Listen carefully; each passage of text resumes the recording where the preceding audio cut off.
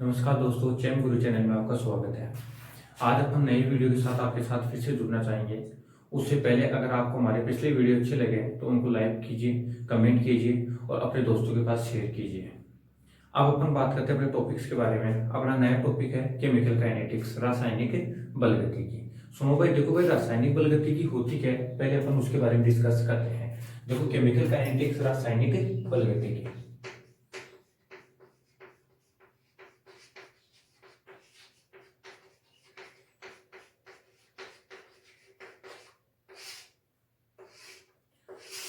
देखो भाई, बलगतिकी क्या होती है? रसायन विज्ञान की वो शाखा जिसमें अभिक्रिया वेग, रसायन विज्ञान की वह शाखा जिसके अंतर्गत अभिक्रिया वेग तथा वेग को प्रभावित करने वाले कारकों का अध्ययन किया जाता है। क्या कहलाती है? रासायनिक बलगतिकी कहलाती है।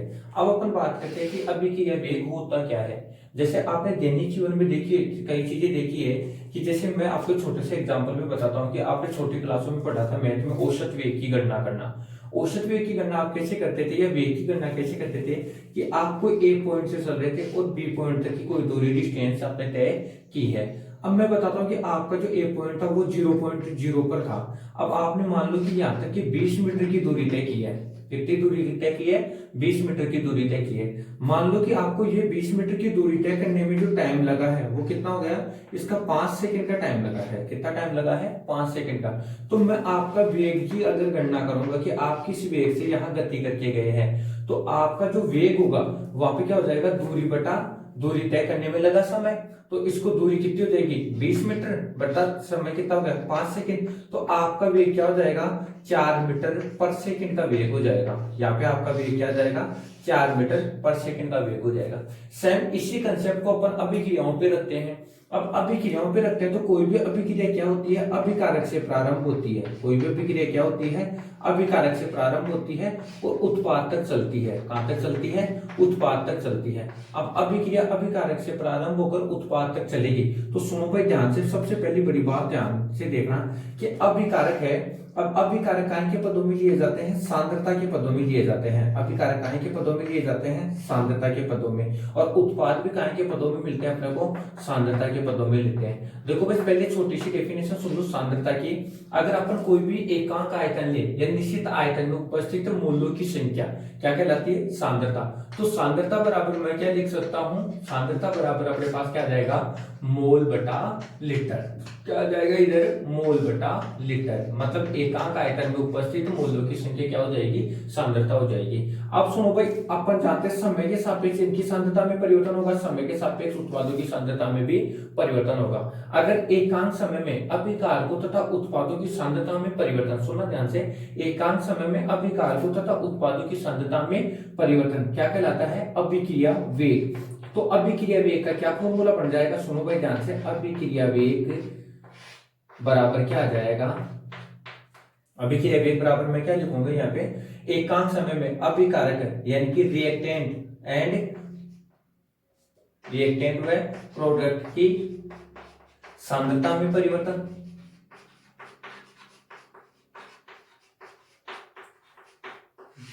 बटा परिवर्तन में लगा समय।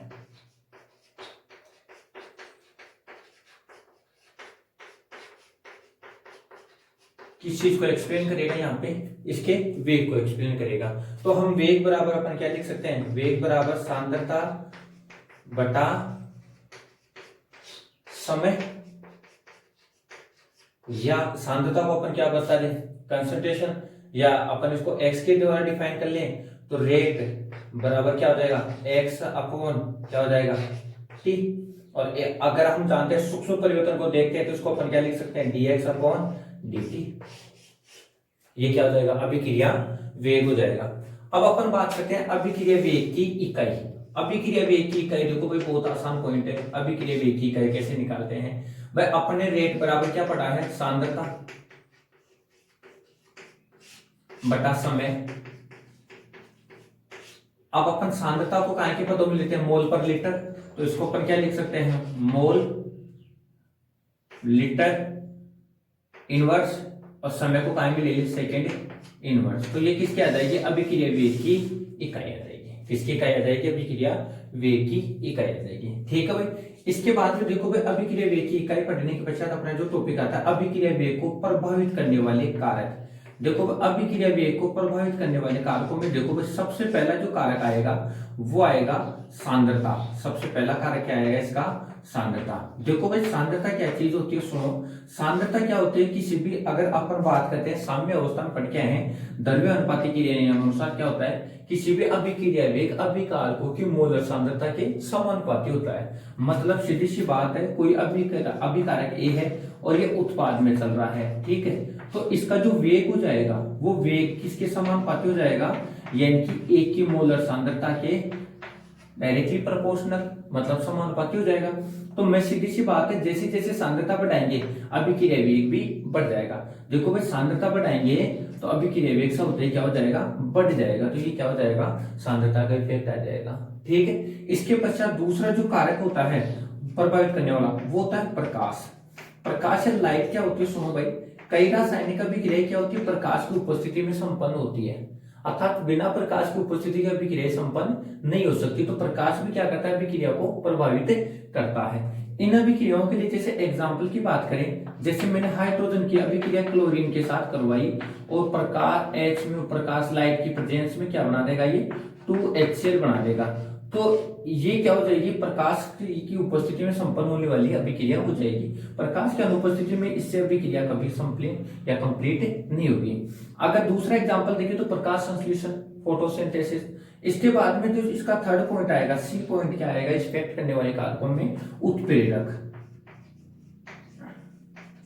उत्प्रेरक यानी कि अभिक्रिया वेग को विशेष रूप से प्रभावित नहीं करते हैं। ये क्या करते हैं, सिर्फ अभिक्रिया वेग की क्या करते हैं, इंक्रीज करते हैं। कैसे कि अभिकारक की सक्रियण ऊर्जा को कम करके। कैसे करते हैं, ये सक्रियण ऊर्जा को क्या करते हैं, कम करते हैं, और इससे अभिक्रिया वेग क्या हो जाता है, यानी कि बढ़ जाता है। ध्यान रखना, उत्प्रेरक अभिक्रिया में स्वयं क्या होते हैं, अपरिवर्तित रहते हैं। इसका एग्जाम्पल देखो, अगर मैं पोटेशियम क्लोराइड KCl लेता हूं, KClO3 लेता हूं, अगर इसमें मैं क्या डालता हूं, MnO2 महीन चूर्ण, मैग्नीज डाइऑक्साइड का क्या डालता हूं, महीन चूर्ण डालता हूं, तो ये क्या बनाता है, ये 2KCl क्या बनाएगा, 2KCl प्लस क्या बना देगा, 3O2 बनाएगा, ठीक है। इसके दो मोल ले लेते हैं तो अभिक्रिया बैलेंस हो जाएगी। जब इससे ये प्रोडक्ट बनता है तो लास्ट में क्या अपने को क्या देखने को मिलता है कि मैग्नीज डाइऑक्साइड है ना, ऐसी कैसे शेष चूर्ण या महीन कणों के रूप में पाया जाता है, अर्थात ये स्वयं क्या रहता है, अपरिवर्तित रहता है। इसके पश्चात इसका जो चौथा जो इफेक्ट करने वाला कारक है वो होता है टेम्परेचर, ताप। जो ताप विशेष रूप से अपन क्या देते हैं, किसी भी रासायनिक अभिक्रिया का अगर ताप, किसी भी रासायनिक अभिक्रिया का ताप अगर 10 डिग्री सेंटीग्रेड बढ़ाते हैं, किसी भी रासायनिक अभिक्रिया का ताप यदि 10 डिग्री सेंटीग्रेड बढ़ाते हैं तो अभिक्रिया वेग 2 से 3 गुना बढ़ जाता है। 2 से कितना बढ़ जाता है, 3 गुना बढ़ जाता है। ये कैसे बढ़ता है, सुनो भाई, किसी भी अभिक्रिया का अगर ताप 10 डिग्री सेंटीग्रेड बढ़ाएंगे तो अभिक्रिया का वेग 2 से 3 गुना बढ़ जाता है। ऐसा कैसे होता है, क्योंकि अभिक्रिया में कई ऊर्जा के लिए अगर अपन बात करते हैं तो ऊर्जा के आधार पर अभिक्रिया ऊष्मा स्थितिज ऊष्मा शोषी प्रकार से पढ़ते हैं। इसकी संपूर्ण व्याख्या अपन कहाँ देखेंगे, इसी चैप्टर के लास्ट पॉइंट में आरएनएस थ्योरी में देखने वाले हैं, ठीक है। तो अपन इसको एक बार यहाँ पे होल्ड कर लेते हैं, इसके बाद में अपन आगे डिस्कस अपन कंप्लीटली देखेंगे। इससे पहले देखो प्रभावित करने वाले कारकों में विशेष कारक और होता है पृष्ठीय क्षेत्रफल। पृष्ठीय क्षेत्रफल के बाद में अगर अपन बात करते हैं, ठीक है, तो और भी जैसे यानी कि अभिकारक की उपस्थित माध्यम भी इसको क्या करता है, प्रभावित करता है। तो यहाँ पे इसके अनेकों कारकों के बारे में अपन डिस्कस करेंगे, मोस्ट इंपोर्टेंट कारकों के बारे में अपन यहाँ पे डिस्कस कर चुके हैं। अब अपन बात करते हैं इसके बाद में अपना जो टॉपिक आता है वो आता है वेग स्थिरांक। अपना जो टॉपिक क्या आता है, वेग स्थिरांक। देखो भाई वेग स्थिरांक क्या होता है, सुनो ध्यान से। वेग स्थिरांक ये बहुत इंपॉर्टेंट टॉपिक है इस चैप्टर का। जैसे भाई वेग स्थिरांक, इसको अपन देखो भाई एक दूसरा नाम भी क्या होता है, विशिष्ट अभिक्रिया वेग। विशिष्ट अभिक्रिया वेग या वेग स्थिरांक देखो भाई अपने पास इसको क्या करते हैं, के के द्वारा एक्सप्लेन करेंगे, के के द्वारा इसको डिफाइन करते हैं। अब देखो भाई कोई भी अभिक्रिया है मेरे पास ए और ये प्रोडक्ट में बदलती है यानी कि उत्पाद बनाती है। अगर मैं t बराबर 0 सेकंड पे बात करूंगा, t बराबर 0 सेकंड पे बात करूंगा तो इसकी कोई सांद्रता मैंने x ले ली। अब प्रारंभ में उत्पाद की सांद्रता हमेशा 0 रहती है। अब इसके पश्चात देखो भाई, इसके पश्चात अगर अपन बात करें t बराबर t सेकंड पे अपन बात करते हैं, तो इसकी कोई ना कोई सांद्रता अपने को यहाँ पे देखो भाई a मिल गई। कितनी मिल गई? स्मॉल a मिल गई। तो वो स्मॉल a इसमें से कम हो जाएगी। किस में से? x में से कम होगी। तो मैं क्या लिख सकता हूँ, यानी कि x माइनस क्या लिख सकता हूँ यहाँ पे, देखो भाई x माइनस क्या लिख दिया, a। x माइनस a क्या है? इसकी अभिकारकों की शेष बची हुई सांद्रता। अब हम जानते हैं द्रव्यानुपाती क्रिया नियमानुसार अभिक्रिया वेग क्या होता है? अभिकारक की मूल सांद्रता के समानुपाती होता है। अभिकारक की मूल सांद्रता a हो गई, तो मैं यहाँ पे समानुपाती का साइन हटाता हूं तो एक कांस्टेंट k यूज करता हूं, और यहाँ पे क्या आ जाएगा, ये a की यानी कि अभिकारक की मोलर सांद्रता। यहाँ जो k कांस्टेंट यूज किया है, ये नियतांक यूज किया है, इसको अपन क्या बोलते हैं? वेग स्थिरांक बोलते हैं। इसको अपन क्या बोलेंगे यहाँ पे? वेग स्थिरांक बोलेंगे भाई। इतनी सी बात का आप ध्यान रखना है, ठीक है। वेग स्थिरांक या विशिष्ट अभिक्रिया वेग इसको अपन बोलते हैं। अब अपन बात करते हैं वेग स्थिरांक की यूनिट या इकाई अपन कैसे निकालते हैं। देखो भाई अपने पास देखो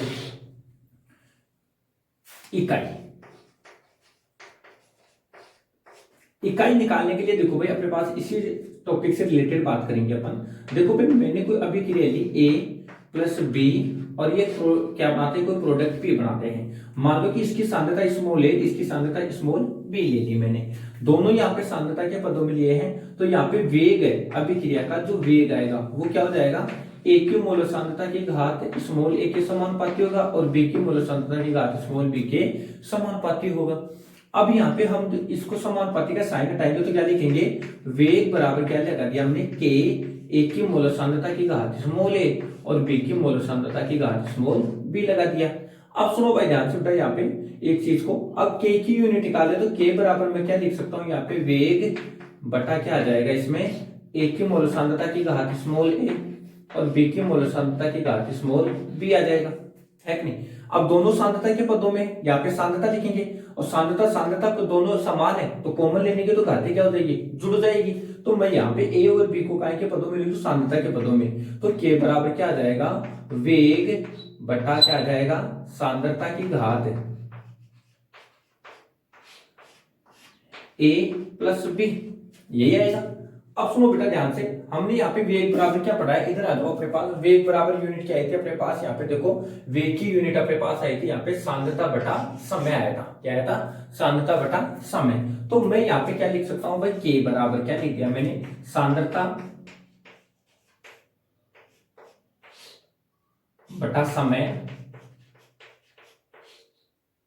बट डिवाइड सांद्रता की घात a plus B.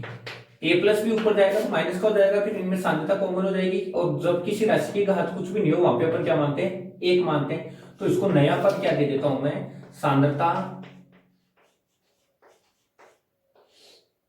1 minus a plus B और समय इनवर्स। बटा में तो ऊपर क्या में टाइम बदल गया, ये इनवर्स में बदल गया।